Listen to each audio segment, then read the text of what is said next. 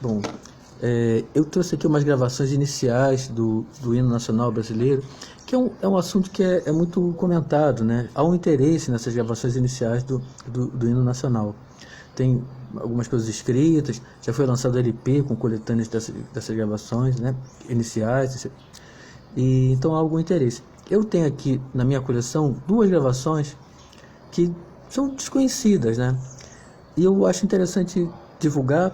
Eu vou fazer uma postagemzinha num blog, mas antes eu vou fazer uma prévia aqui, até para ver se surge algum comentário que acrescente alguma coisa, né? Então a primeira gravação feita no Brasil, né, do hino, provavelmente foi essa da Zonofone. A gravação no Brasil começou em 1902, né? Os primeiros discos.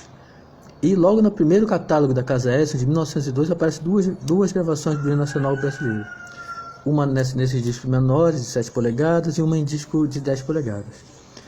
Essa aqui consta como sendo a primeira. Na verdade, não dá para saber qual foi a primeira, se foi feita a gravação em 7 polegadas ou 10 polegadas, qual saiu primeiro, qual foi gravado primeiro, não dá para saber. E é pouco relevante também, né? Uma diferença de... mas o importante é que saiu na mesma leva, foi lançada na mesma leva no Brasil em 1902, saiu no mesmo catálogo. Então essa gravação, ela é de número de série 10.187, ela consta como sendo, normalmente é citada como a primeira, mesmo havendo dúvida. Sobre esse número de série, 10.187, existem dois fonogramas. Isso acontecia de vez em quando, nesses discos da Casa Edison. Isso causa às vezes uma certa confusão e uma certa curiosidade também. Então isso não é, eu nunca vi ninguém falar sobre isso. Uma vez eu conversei com o Humberto Franceschi sobre esse assunto, ele achou curioso, mas não é conhecido, assim, acho que não tem isso publicado, não sei. Tem dois fonogramas. Inclusive a introdução falada do disco, ele fala assim: hino nacional brasileiro executado pela banda do Corpo de Bombeiros. Na outra gravação, no outro fonograma, mesmo número de série, 10.187, ele fala hino nacional brasileiro executado pela banda da Casa Edison. É outra gravação realmente. E, se não me engano, até uma curiosidade, possivelmente é o fonograma mais antigo conhecido que tem mencionado banda da Casa Edison. Que banda da Casa Edison era a banda do Corpo de Bombeiros, um pedaço da banda do Corpo de Bombeiros, nessa época chefiada pelo maestro Anacleto Medeiros, que gravava na Casa Edison com o nome de banda da Casa Edison. E aí, então é uma segunda gravação que é desconhecida. Inclusive tem o número de série do disco, é escrito a estilete na massa, né, do disco. Então tá aqui 10.187, com certeza não vai dar para ver. E ele coloca um índicezinho 2 em cima, sobrescrito, assim, um índice 2, que era uma coisa comum na Casa Edison, quando tinha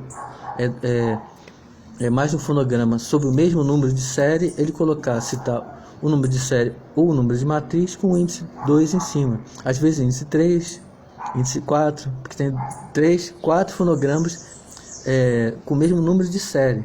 Isso é bem interessante.